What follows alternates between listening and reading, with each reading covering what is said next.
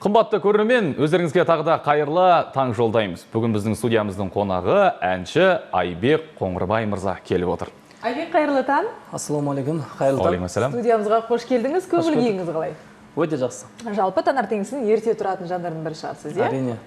Ерте тұруға қиын емес па? Әдетте әншілеріміз кеш жатып, түске дейін ұйықтайтын бір әдеттері бар еді. Жоқ, қиын емес. Себебі біз ауылда тұрдық басында. Мен уже үйреніп қалғам неше жылдан бері кішкентайымнан ерте тұрып, сондықтан ешқандай қиындық туғызбайды ерте тұру. Жалпы Айбек әнші болғаннан кейін, жалпы біздің эстрадамызға келсек, барлығы бірі өзінше бір ерекшелікпен келгісі келеді ғой. Сіздің өзіңіздің тарапыңыздан қандай ерекшелікпен келдім деп ойлайсыз? Жалпы біздің эстрадамызға. Ән жағынан болсын, киім жағынан болсын, қай жағынан? Ән жағынан менікі ерекшелігім ерекшелік деуде бола ма білмеймін енді, бірақ жастары тыңдайтын әндер, билейтін әндер, енді көбісіне жастарға өтімді әндер. Сол шығар менің бір ерекшелігім. Енді мен музыка маманы емеспін, тыңдарман ретінде ғана айта кетейін. Айбек, қазіргі таңда өзіңіз басқа әншілерге қарағанда өзіңіз бір ерекшеленуді қалайтын сияқтысыз, иә? Әндеріңіздің бағытына қарасақ. Бұл әндеріңіздің бағытын кім таңдайды? Арнайы музыкалық продюсерлігіңіз бар ма? Жоқ, ондай продюсерім жоқ. Өзім таңдаймын. Өзіме ұнаған әнді таңдаймын. Сіздің мамандығыңыз? Менің мамандығым негізі әнге қатысы жоқ. Менде екі мамандық бар. Біреуі филолог, қазақ тілі әдебиеті мұғалімі, және екіншісі ақпарат технология программист мамандығы. Не себепте әншілікті таңдадыңыз онда? Себебі кішкентайымыздан жаңа ауылда өстік деп жатырмыз ғой, қайттан оралайық, ауылда қой бағып жүріп кәдімгідей өзіміз өлең айтып айқайлап жүргеннен кейін сол мамандық өзіме өте жақын болды. Мен екі мамандықта да жұмыс жасадым. Мұғалім де болдым, программист болып жұмыс істедім, бірақ өнерге деген құштарлығым бәрібір алып кел жетелеп. Жүрегіміз жақын болды ғой. Айбек, жалпы қазіргі таңда енді жайлап қана эстрадамызға бағыт алған, қазақ өнеріне өзінше бір орын табамын деген әншілер міндетті түрде енді оны қалай айтуға болады, танымал әншілермен бірге дуэт құруды армандайды. Тіпті жүзеге асырып жатады. Өздеріңізді байқап қалдық, Асқат Тарғынмен бірге ән орындағаныңызда. Енді алдағы уақытта осындай дуэт немесе трио орындау тағы да ойда бар ма, жоспарда? Иә, жоспар бар. Алла қаласа жақында жоспарлап жатырмыз. Сол Асқат Тарғын досыменен тағы да бір жаңа ән жаздырып, жаңа бейнебаян түсіру, және осындағы өзіме көмектесіп жүрген өзімнің досым өнердегі Ринат Сатпаев досыменен де ән жаздырып, бейнебаян түсіруді жоспарлап жатырмыз. Алдағы уақытта көресіздер. Сұхбатымыз қыза түскен сияқты, бірақ дәл қазір осы жерден әңгімемізді үзе тұруға тура келеді. Өйткені біздің журналистеріміз бейне сюжет дайындап қойыпты, соны барлығымыз бірге тамашалайық, одан кейін ары қарай әдемі әңгімемізді жалғастыратын боламыз. Арнамыздан ауыспаңыздар.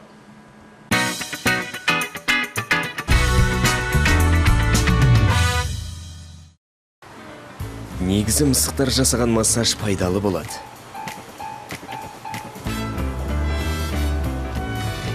Агент 007 өз жоспарын жүзеге асырды.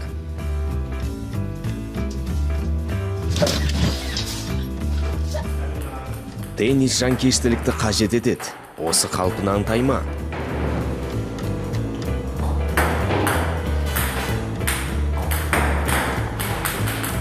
Тыныш жатқан дорбаны баспа.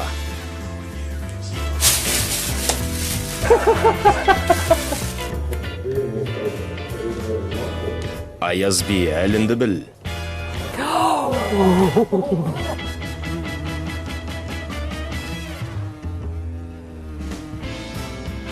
Шыбын, шыбын, қайда шыбын?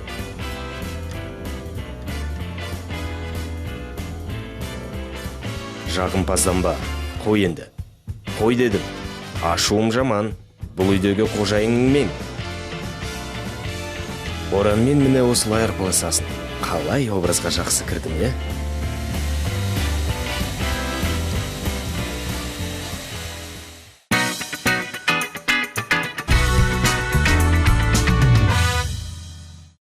Қымбатты көрермен, естеріңізге сала кетеміз. Бүгін бізде қонақта әнші Айбек Қоңырбай.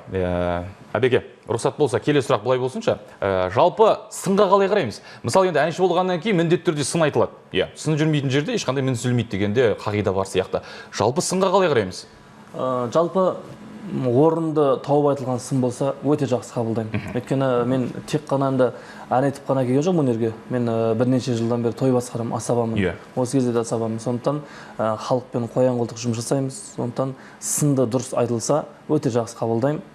Жақсы бағалаймын. Және дұрыс емес жерім болса соны түзетуге тырысып отырамын. Енді өзіңіз айтып қалдыңыз, тойда асаба болып көп уақыт бойы жұмыс істедім дейсіз. Әлі де соны негізгі менің табыс көзім той басқарудан. Той басқару дейсіз. Мінекей осы ретте мен өз атымнан осындай сұрақ қойып кетейін.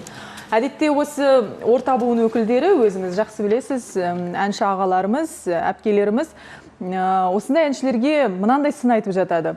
Тойда айтатын әнді сахнаға шығарады дейді, сахнада айтатын әндерді тойда орындап жатады дейді. Осыған қалай қарайсыз? Енді ол кісілердің айтып тұрғаны дұрыс шығар, бірақ енді халық тыңдап жатса, халық сүйіп тыңдаса, оның ешқандай артықшылығы жоқ. Мынау сахна, мынау той дейтіндей. Бұл енді өз пікірім, өз жеке пікірім. Сондықтан ең бастысы халыққа өтсе, халық тыңдаса болды ғой. Халық тыңдамаған әнді қалай алып шығады сахнаға деп ойлаймын. Мысалы, Әбеке, енді сіз асабасыз ғой енді. Мысалы, тойда жүрген операторлар міндетті түрде асаба болып келеді. Музыканттар асаба болып келеді. Ол кәдімгі бір Қазақстанда бір белгілі бір қағидаға сүйенсек осылай. Мысалы, енді өзіңіз асаба болып келіп жатсыз. Жалпы сіздің ән әлеміне деген құштарлығыңызды арттырған жалпы кімге еліктейсіз жалпы? Енді еліктеу деген енді осы қазақтың әншілеріміздің ағаларымыз тыңдап өстік қой. Мейрамбек ағаларымыз тыңдап өстік. Мейрамбек ағаларымыз тіптен баяғыда ауылда тұрған кезімізде өлең айтып тұрған кезде кәдімгідей түсімізде көрдім, соны ойлап сол жаңағы бұрынғы кезде қазіргідей не жоқ, аудио дисктермен тыңдап соларды тыңдап өстік. Енді кейін ойладық, енді біз ауылда тұрғаннан кейін бұндай нәрсе болу мүмкін емес шығар, енді бізге қиын шығар деп. Жоқ, жаймен қалаға келдік, той басқардық. Той басқарып жүріп, әйтеуір халықпен араласып танылдық. Тойда өлең айта бастадым. Содан кейін неге шығармашылығын дамытып, неге эстрада жанрына ауыспасқа деп, содан кейін солай басталған дүние. Ал енді дәл қазіргі шыққан уақытында әнге біреуге еліктеп, сонан киім киіп, болмаса дәл сондай дауыспен ән айтуға ондайға отқаным жоқ.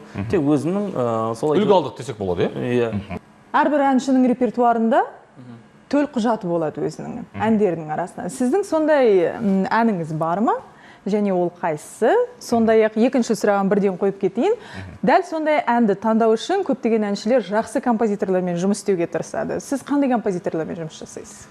Менің төл құжатым ең бірінші жазылған әнім болды. Енді төл құжат деуге бірінші ән Жанмай деген әнім болды. Тек ол, мысалға, мен өзім Қызылордалықпын, Қызылорда облысында ғана танылды. Одан кейінгі осы кездеген нағыз төл құжат деп айтуға болатын шығар, Әдемі деген ән шығардым. Енді ол енді бүкіл Қазақстанға таралып жатыр, енді шүкір Аллаға, өздеріңіз көре жатырсыздар. Ал енді композиторларменен, жас композиторлармен жұмыс жасап жатырмыз әзірге. Исраил Сапарбайдың ағамыздың әндері бар қоржынында. Осының өзіміздің жергілікті композиторлардың әндері бар. Алмас Мұсаев деген шымкенттік бауырларымыздікі барлығы бар. Енді сосын қазір енді өзі интернеттен қараймыз, плагиат деп атады ғой енді. Енді заманауи, мен енді плагиат жазғым келмеген басында. Кәдімгідей авторлық әндер жаздырғанмын.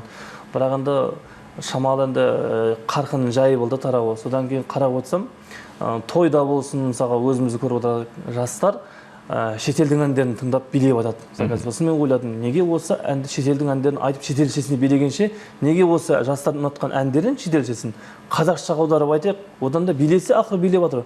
Қазақшасына билесін деп, сондай мен арасында шетелдің әндерінде алатынымыз бар. Енді Әбеке, біле білсеңіз, соңғы уақытта осы жиі талқыланып жатыр ғой, плагиат деген дүние. Алдағы уақытта алып тастаймыз деп жатыр. Сол кезде айтпауға тура келеді.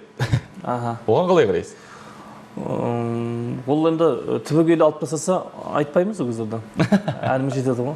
Әбеке, мынау жалпы қазақ елінде қазіргі таңда әншілер өте көп қой, жастар дейік, егде жастағылар, әйтеуір бәрі әудемейтін қазақша бәріміз әнші болып жатырмыз. Енді сіздің мамандығыңыз басқа. Әншілердің нанын жеп қойдым деген ой жоқ па сізде? Әлде әншілер тарапынан сондай бір өзіңізге Әбек, қоя салшы, асаба болып дегендер болады ма? Жоқ, ондай Ондайда болған не дейміз? жоқ. Ондай отқан жоқ. Енді ол енді әрқайсысының әр адамның өзінің несібесі бар ғой. Иә. Қанша әнші болса да, қанша асаба көп болса да, соның барлығына өзі бір несібесі болады. Сондықтан олай ойламаймын. Ондай ешкім ештеңе айтқан жоқ. Мынау енді Әния, Айбек, рұқсат болса осы жерден біздің тілшілеріміз бір керемет бейне сюжет дайындаған екен. Соны жақсылап тұрып тамашалап алсақ, одан кейін сұхбатымызды жалғастыратын боламыз.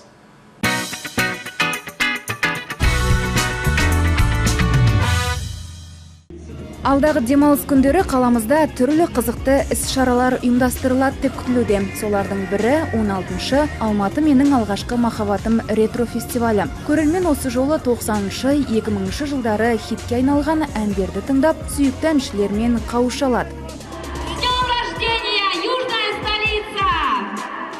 Концертке Нахима Есқалиева, Роза Рымбаева, Мақпал Жүнісова, Айгүл Бабаева сынды әншілер мен жетіген JCS дервиші топтары қатысады. Сонымен қатар фестивальдің жыл сайынғы дәстүрі бойынша әнсүйер қауым шетелдік жұлдыздардың танымал әндерін де тыңдай алады.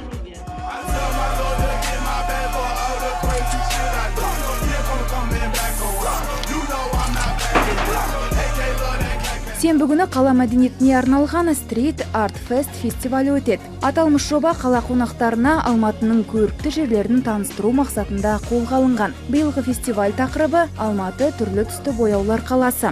Street Art суретшілері қаланың үлкен макетін әртүрлі етіп безендіретін болады. Сүйікті шаһарды безендіруге кез келген адам қатыса алады. Сондай-ақ фестивальға келушілер түрлі шеберлік сабақтарына қатысып, сыйлықтар ұтып ала алады. Керемет жемістер. Бұл кезекті шараның атауы. Жеміс-жидектерге арналған мерекеде барлық қала қонақтары мен тұрғындарын қызықты ойындар мен тәтті тағамдар күтеді. Сонымен қатар мұнда сіздер түрлі жеміс-жидектердің дәмін татып көруге мүмкіндік аласыз. Демалыстарыңыз сәтті өтсін.